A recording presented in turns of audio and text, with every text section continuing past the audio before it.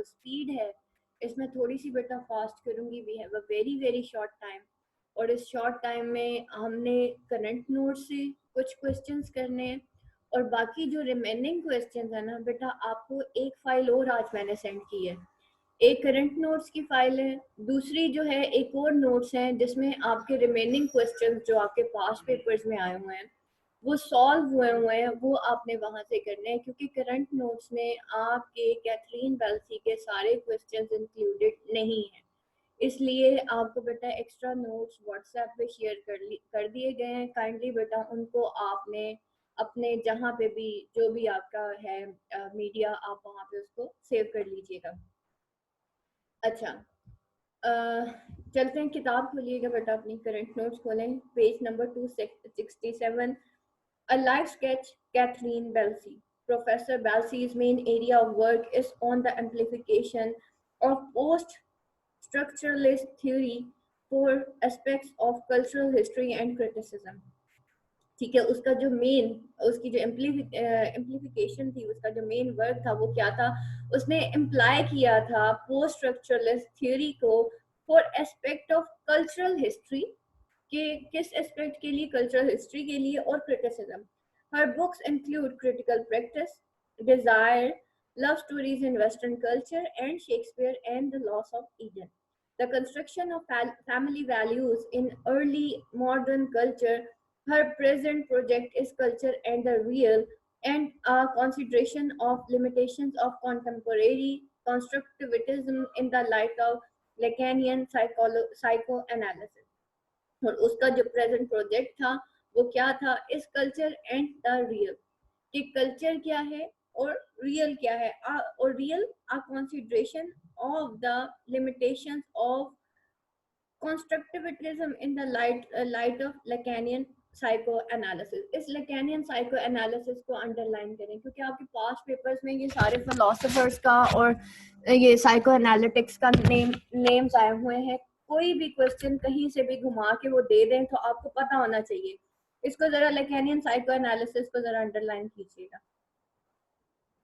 ठीक है। Professor Balsi chairs the Center for Critical and Cultural Theory, a research forum for discussion and a debate on current views of relationship between human beings and the culture. Professor Balsi जो है actually उसने Center for Critical and Cultural Theory जो है उसको मतलब main इसका जो focus था वो इसी सब्जेक्ट के ऊपर था, जो कि एक रिसर्च फोरम था फॉर डिस्कशन और डिबेट थी on current views of relationship between human beings and culture, के उस वक्त के का जो रिलेशन था बिटवीन ह्यूमन बीइंग्स और कल्चर वो उसकी बात करती थी। English language has swelled above its own banks, no longer purely English, if ever was, it is no longer purely literary either. English literature जो है वो बहुत ज़्यादा मतलब अपने लिमिट्स क्रॉस कर चुकी थी, और ना वहाँ पे कोई प्योरली इंग्लिश रही थी, if indeed it ever was, जैसे कि वो कभी हुआ करती थी। It is no longer purely literary either. तो अगर इंग्लिश प्योर नहीं रही तो वो लिटरेरीली भी देखा जाए तो तब भी वो प्योर नहीं थी। We have largely done away with the literary canon and the value judgment it implied, and at the same time blurred the line between English and its surrounding disciplines. और अगर हम इसी लिटरेरी कैनन से, cannon किसे कहते हैं, तो ठीक है, और कैनन एक व्यू पॉइंट को भी कहा जाता है, कि अगर हम इसी लिटरेरी क्रिटिक की आंख से अगर हम इसको देखें एंड द वैल्यू जजमेंट, और इसको तो इसकी जो वैल्यू जजमेंट है जो कि इस पे अप्लाई करती है, and the same time blurred the line between English and the surrounding discipline, तो हम ये देखते हैं कि वो जो सेम लाइन है वो ब्लर हो चुकी थी बिटवीन इंग्लिश और उसकी सराउंडिंग डिसिप्लिन्स पे, जो उसके रूल्स थे, यानी कि इंग्लिश जो है वो अपनी साख खो चुकी थी। Critics are now required to be not only historians but also interpreters of material other than written text, painting, portraits, monuments, ritual, dramatic performances, cityscapes, and all the materials of everyday life. और critics जो हैं, अब ना सिर्फ उनको क्या चीज़ required थी कि to be not only historians, कि वो हिस्टोरियंस हो, बल्कि वो इंटरप्रेटर्स रिक्वायरमेंट अब ये बन गई थी कि वो इंटरप्रेट करें of materials other than written text, ठीक है, रिटन टेक्स्ट के अलावा भी कुछ इंटरप्रेट करें, जैसे पेंटिंग, पोर्ट्रेट, मोनूमेंट्स, इनको भी वो जो है एक ज़रूरत पेश आई, क्योंकि एक ज़माना आया था जब ये फिलिप सिडनी ने भी इंग्लिश, मतलब हमने, याद होगा आपको, रीड्रेस ऑफ पोइट्री पढ़ा था, और उसमें भी सीमा सीनी ने क्यों लिखी थी, इन डिफेंस ऑफ पोइट्री लिखी थी। और उस वक्त इंग्लैंड में जो इंग्लिश लैंग्वेज थी वो अपनी साख खो चुकी थी। जैसे मैंने आपको एक मिसाल दी थी लास्ट ईयर भी, जब मैं आपको रीडर्स ऑफ पोइट्री बता रही थी, कि देखें पंजाबी को एक दौर था जब सूफियाना कलाम कहा जाता था, ठीक है, सूफियाना शायरी सारी पंजाबी में हुआ करती थी, तो पंजाबी की एक साख थी। उसके बाद ये जो पंजाबी मूवीज आई, इन्होंने पंजाबी का जो है ना हशर कर दिया, और उसमें एक, मैं आप लोगों को बताया करती हूँ, एक सॉन्ग आया था वे गुजरा वे, और इस टाइप के अजीब अजीब सॉन्ग्स की वजह से पंजाबी जो है वो अपनी साख खो चुकी। वो बाबा भुल्ले शाह और ये इस तरह से जितने भी सूफी शायर थे जिन्होंने इतनी मेहनत की पंजाबी पे, देखिए जबानें ऐसे ही नहीं इंटरनेशनल लैंग्वेजेस बन जाती, कॉमन ने उसमें मेहनत की होती है, उसके राइटर्स ने उसमें मेहनत की होती है। जब आप उसको मीन जो है प्रोजेक्ट्स के लिए यूज करना शुरू कर देते हैं, फजूल किस्म की उस पर शायरी स्टार्ट हो जाती है, तो वो जो है जस्ट एक, अब आप देखें अगर इंडियन सॉन्ग्स हैं या कुछ भी हैं, कभी गुजरते हुए कोई कानों में भी पड़ जाए, उसमें भी गालियों वाले सॉन्ग्स आना शुरू हो जाते हैं, या अजीब ही कोई लैंग्वेज यूज हो रही होती है, जिससे मतलब उस जबान की साख जो है फिर वो वैसी नहीं रहती। तो यहाँ पे वो यही कह रहा है कि इंग्लिश में भी यही हुआ था।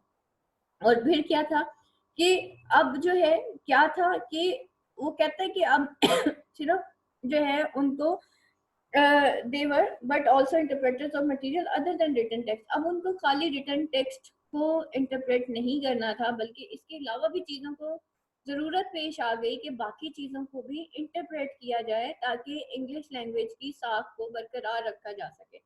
Among the early post-war symptoms of this explanation, of this expansion, cultural studies broke away from English literature in 1960s, और इसी early post-war symptoms of इस expansion में कल्चरल स्टडीज जो इसकी किताब थी उसने इंग्लिश लिटरेचर में एक हॉलमार्क क्रिएट कर दिया, as defined by Raymond Williams, Richard Hoggart and other cultural studies on everything that English was not, कि कल्चरल स्टडीज ने हर वो चीज बताई जो कि इंग्लिश नहीं थी, यानी कि इंग्लिश में जो चीज होनी चाहिए इंग्लिश लैंग्वेज में वो उसने बताई, contemporary, popular and theoretical, self aware.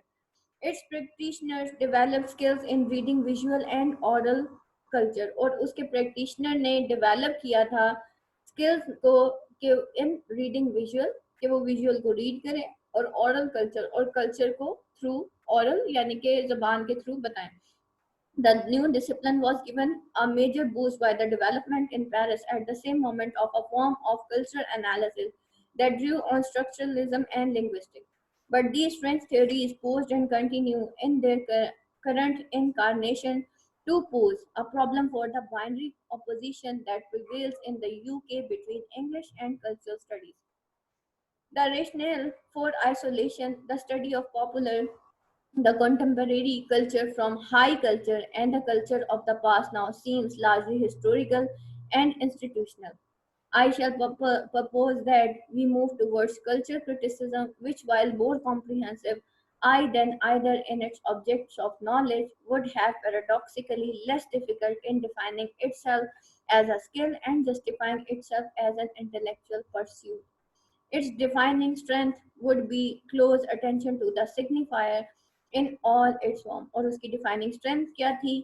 Be a close attention signifier, एक होता है signified, signifier जो कि देखें एक साइन होता है, ठीक है, हम किसी ऑब्जेक्ट को देखते हैं, लिख लें बेटा, हम किसी ऑब्जेक्ट को देखते हैं ना, object is a sign, signifier, और एक होता है सिग्निफाइड, ठीक है।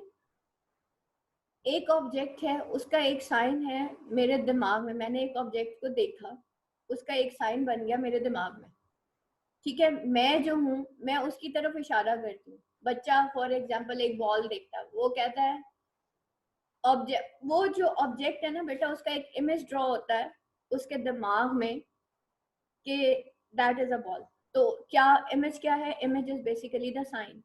बच्चे ने इशारा किया बॉल की तरफ, बच्चा सिग्निफायर हो गया क्योंकि उसने साइन को जो है साइन की तरफ इशारा कर दिया और उसने बोला उस साइन को देख के कि that is a ball, that object is a ball. ये अभी आपकी लिंग्विस्टिक्स में भी आएगा।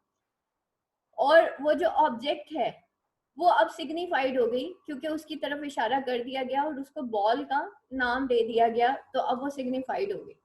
तो बेटा sign, signifier and signified, object जो होती है वो सिग्निफाइड हो जाती है।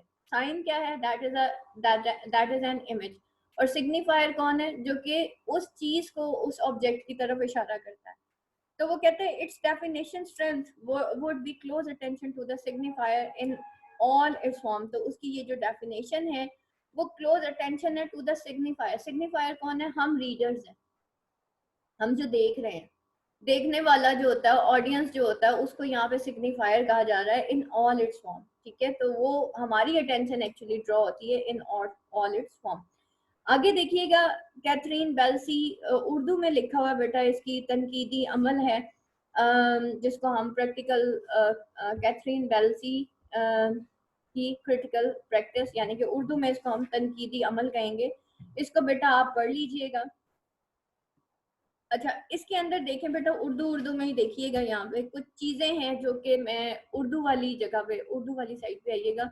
इसको मैं थोड़ा सा ना आपको पढ़ के सुना देती हूँ क्योंकि इसके अंदर कुछ ऐसी चीजें हैं जो कि आपको समझने में आसानी हो जाएगी। देखें, उर्दू में यहाँ पे लिखा हुआ है